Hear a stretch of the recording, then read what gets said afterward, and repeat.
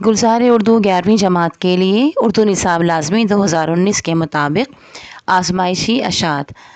आज हम इसमें पढ़ेंगे अहम इक़्तिबासात की तशरीह सबक ज़ेवर का डब्बा, जिसके लिखने वाले हैं मुंशी प्रेम चंद।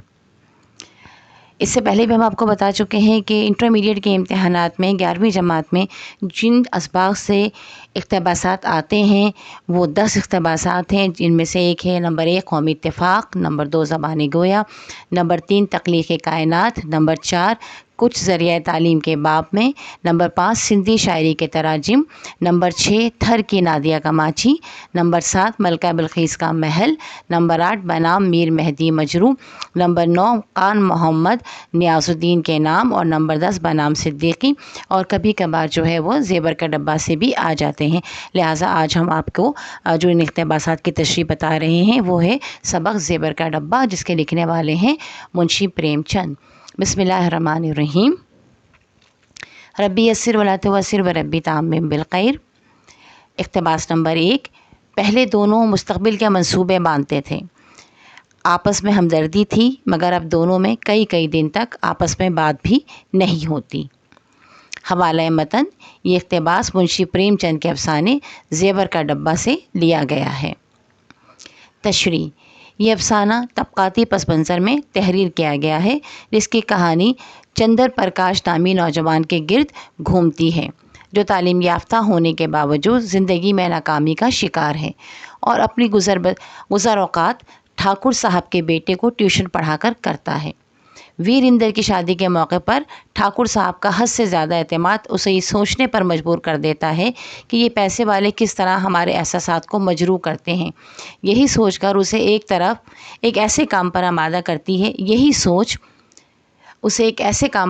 करती है जो उसे माशरती बुराई की तरफ धकेल देती है। वो अपने मौसिन को भी धोखा देने से बाज नहीं आता। वो अपनी बीवी के लिए अच्छी ज़िंदगी के ख्वाब देखता है, इसकी ये महरूमी उसे जुर्म करने पर मजबूर कर देती है। यही मजबूरी हमारे माशरे में मौजूद बाज़ लोगों की कमज़ोरी बन जाती है, जो उन्हें जुर्म की तरफ धकेल देती है। ये ज़िंदगी की एक हकीकत है कि हर इंसान ये चाहता है कि वो ज़िंदगी में तरक्की करे और उसे ज़िंदगी की आसाइशें हासिल हों। मियाँ बीवी जो कि ख़ानदान की बुनियाद रखते हैं, उनकी फ़ितरी ख्वाहिश होती है कि उनका मुस्तक़बिल बेहतर हो और उनके बच्चों को एक अच्छा मुस्तक़बिल मिले। अगर मियाँ बीवी एक दूसरे से हमदर्दी और मोहब्बत रखते हों तो वो एक दूसरे के साथ कदम से कदम मिलाकर चलते हैं, और अगर दोनों नेक और सालिह फ़ितरत के हों तो वो नेकी में एक दूसरे का साथ देते हैं। लेकिन अगर खुदा न ख्वास्ता ऐसा ना हो और उनमें से एक नेक फ़ितरत हो और दूसरा बुराई की तरफ कदम बढ़ाए, तो फिर उनकी आपस की मोहब्बत और हमदर्दी ख़त्म हो जाती है। वो एक दूसरे से नज़रें चुराने लगते हैं। दिए गए इक़्तिबास में भी कुछ ऐसा ही मामला है।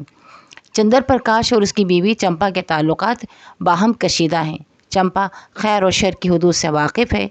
उसे मालूम है कि उसका शौहर चंदर प्रकाश सिरात मुस्तकीम से भटक गया है। इस सूरत हाल ने चंपा के दिल को दुखाया है। उसे चंदर प्रकाश से इस इखलाक़ी और मजहबी जुर्म की तवक्को ना थी। वो जी ही जी में कुढ़ रही है, बज़ाहिर खामोशी की सूरत में एक महज़्ज़ब एहतजाज का इजहार कर रही है। लिहाजा वो कई कई दिन तक अपने शौहर से गुफ्तगू नहीं करती। इक़्तिबास नंबर 2। उसके पाँव थरथरा रहे थे, लेकिन जब कांटा चुभने का दर्द था, आज कांटा निकलने का सुकून फ़रहत और उमंग से भरा हुआ। तब कदम पीछे हटाता था, लेकिन आज आगे बढ़ा रहा था। तशरीह। चंदर प्रकाश ने ठाकुर साहब के घर ज़ेवरात की चोरी का इर्तिकाब किया था, जिसका बोझ वो अपने ज़मीर पर लिए लिए फिर रहा था। ज़मीर का बोझ उस वक्त मज़ीद बढ़ गया जब उसकी बीवी चंपा ने उसे गैरत दिलाई और ठाकुर साहब ने मुलाज़मत के सिलसिले में मदद फरमाई। वो पशेमान हालत में मौका देकर चोरी किया हुआ माल वापस वहीं रख कर आता है कि हक़दार राबा हक़ रसीद। जब वो अमानत लौटाकर वापसी की राह लेता है तो तमानियत उसके वजूद में उतर रही होती है। पाँव गो के काँप रहे होते हैं, मगर ज़मीर का बोझ हल्का हो जाता है। या तो वो हाल था कि ज़ेवरात का डब्बा पाकर भी वो निहाल नहीं था, या अब ये आलम था कि डब्बा छोड़कर खाली हाथ आ रहा है और क़ल्ब व ज़हन में सुकून और फ़रहत की कैफियत है। इक़्तिबास नंबर 3। चलो ऐसी मन की मिठाई मैं नहीं खाती, गुज़र होती जाए यही बहुत है। तशरीह। مندرجہ بالا اقتباس چمپا کے حقیقت پسندانہ کردار کو ظاہر کرتا ہے۔ غریب ہونے کے باوجود چمپا ایک حقیقت پسند اور فطرتاً نیک عورت تھی۔ یہی وجہ ہے کہ جب اس کے شوہر چندر پرکاش نے اپنی اس خواہش کا اظہار کیا کہ وہ ایک دن اسے بہت سارے زیور بنا کر دے گا، تو اس نے مسکرا کر جواب دیا کہ وہ ایسے خیالی پلاؤ نہیں بناتی اور نہ ہی وہ اس طرح کے خیالی محل میں رہنا پسند کرتی ہے۔ اس کے لیے یہی بہت ہے جو کچھ اسے میسر ہے، اس میں اس کا گزر بسر ہو جاتا ہے، وہ اس میں خوش ہے اور شکر گزار ہے۔ جبکہ عام طور پر دیکھا گیا ہے کہ عورت ذات کو روپیہ، مال و زیور سے فطرتاً لگاؤ ہوتا ہے۔ اپنی خواہشات کے لیے وہ اپنے خاوند کو ناجائز کمانے تک کی ترغیب دے ڈالتی ہے، لیکن چمپا کا چندر پرکاش کو جواب اس کی فطرت کی نیکی اور اس کے تصور خیر کو ظاہر کرتا ہے۔ وہ کسی بھی ایسے تصور سے خوش نہیں ہوتی جسے جائز طریقے سے حاصل نہیں کیا جا سکتا ہے۔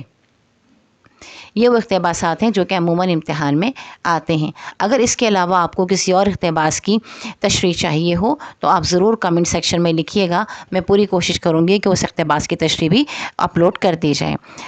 ہمارے چینل کو ضرور لائک اور شیئر کیجیے گا اپنے دوستوں میں، اور اسے سبسکرائب کرنا تو بالکل نہیں بھولیے گا اگر آپ کے چاہتے ہیں کہ آپ کو مزید ویڈیوز بر وقت ملتی رہیں، اور ساتھ ہی بیل آئیکن کا بٹن بھی دبا دیجیے گا تاکہ تمام ویڈیوز آپ کو وقت پر پہنچ جائیں۔ اللہ تعالیٰ آپ کو امتحانات میں اعلیٰ کامیابی عطا فرمائے۔